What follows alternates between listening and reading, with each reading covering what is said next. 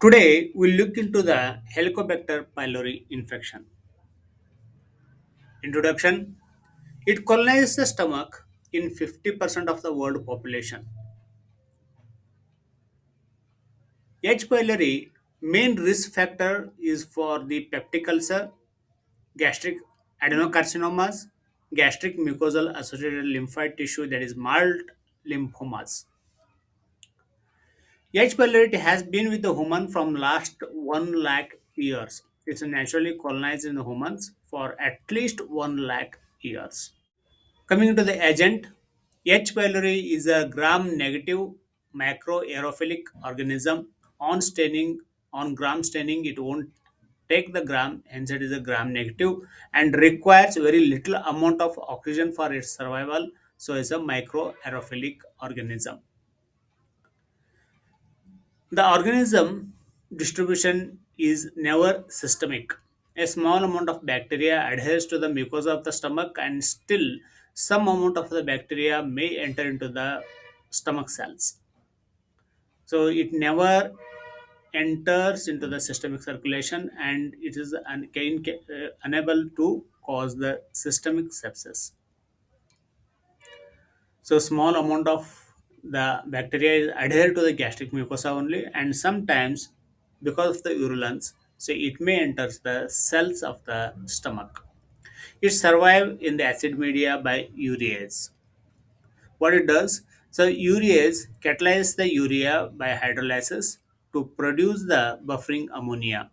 So this produced buffered ammonia neutralizes the HCl. This is how the H. pylori survive in the acid media. Coming to the epidemiology in the USA, prevalence varies with the age. So 50% of the population are infected with the H. pylori in 60-year-old people, 20% of prevalence in 30-year-old, and 10% of the prevalence in children. So what did it indicate? It indicate as the age advances, so you are more prone for the colonization with the H. pylori. Humans are only important reservoirs for the H. pylori, and the transmission is by the fecal oral route or the oro-oral route is still not clear. Coming to the pathology, H. pylori get antibodies and the cell-mediated responses in our body. However, these responses are ineffective in clearing the bacterium. So even though we get the antibodies, even though we have the cell-mediated response for the against the H. pylori, so this is ineffective in clearing the bacteria.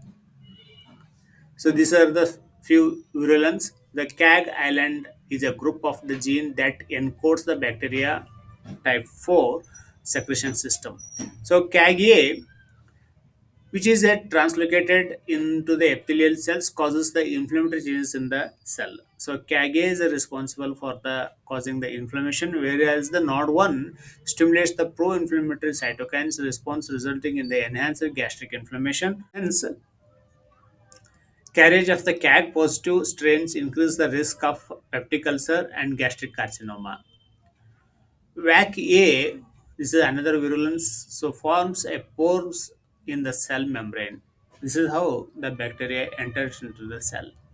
Smoking, diet rich in salt, preservative food in the Helicobacter pylori positive patients increase the risk of cancer. If the patient is already have the H. pylori and simultaneously the smoking and diet rich in the salt and preservative food are taking, then it increases the chances of cancer.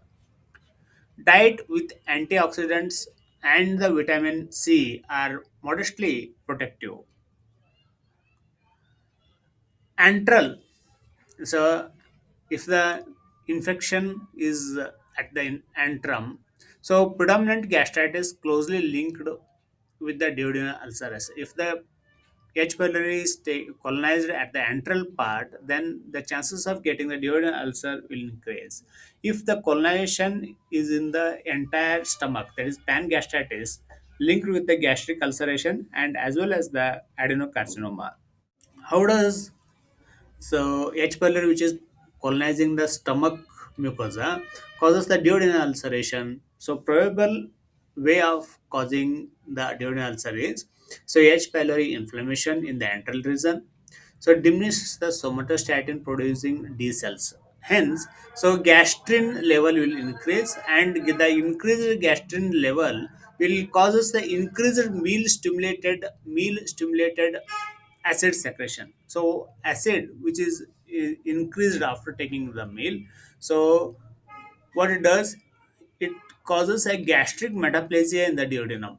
To as the constant so amount of the some acid is increasing, so gastric metaplasia takes place in the duodenum to protect the duodenum. So this the metaplaced gastric mucosa, if that get infected with the H. pylori, so hence it causes a duodenal ulceration. Clinical manifestations: 10 to 15% of infected people develop illness like peptic ulceration, gastric adenocarcinoma, and gastric lymphoma. So, as I told in the previous slides, 50% of the world population are infected with the H. pylori. Among that, 10 to 15% of the people only get the illness like peptic ulceration, gastric adenocarcinoma, and gastric lymphoma. More than 60% of gastric ulceration and more than 80% of duodenal ulcerations are associated with the H. pylori colonization. So, the rest of the people's may be associated with the NSIDs or habits like smoking, alcohol, etc. Many studies have shown that H. pylori colonization is a risk factor for adenocarcinoma of the distal stomach and for the gastric lymphoma. Coming to the diagnosis, endoscopy is the invasive method, and non-invasive method is the serology, C urea breath test, and stool antigen test. I have another video in which I have discussed very elaborately for the investigation for the H. pylori. The link will be given in the, either in the end screen or else in the description, so you can go through that. So endoscopy is mainly used for to rule out the cancers and ulcer associated with the H. pylori. So, for the screening or the to assess the progression in the treatment, so tests like serology, breath test, and stool antigen test are used. So, initially, the endoscopy is used to diagnose it and to rule out the other possibilities. And serology, breath test, and antigen test are used. Even the PCR is used, and culture is used to as for the as a screening test or to assess the progress of the treatment. Coming to treatment aspect, there are several methods of treating the H. pylori. OCM, that is omeprazole, clarithromycin, metronidazole for 7 to 14 days. Omeprazole 20 mg BD, clarithromycin 50 mg BD, metronidazole clarithromycin 500 mg BD, metronidazole 500 mg BD. Another regimen is OCA, that is for 7 to 14 days. Along O means omeprazole, C means clarithromycin, dose is same, and amoxicillin A means amoxicillin, dose is 1 gram BD. OBTM, that is O means omeprazole, B means bismuth, T means tetracycline, M means metronidazole. Tetracycline 500 mg BD, metronidazole 500 mg BD for 14 days. OBTM. OA and OCT. OA, omeprazole and amoxicillin, same dosage for 5 days, and OCT for next 5 days. OCT means omeprazole, clarithromycin, and tetracycline. So dose is same as previously told. OACT, omeprazole, amoxicillin, clarithromycin, and tinidazole. Tinidazole 500 mg BD. OAL, omeprazole, amoxicillin, and levofloxacin 500 mg BD. This is for 10 days.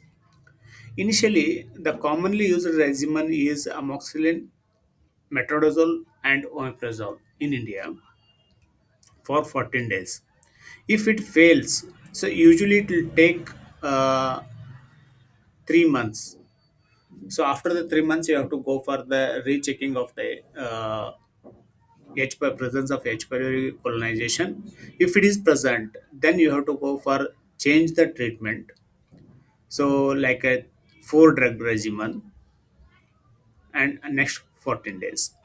The best way in treating the resistant cases is better to go for culture and sensitivity, and based on the culture and sensitivity, we have to treat the H. pylori infection for 14 days.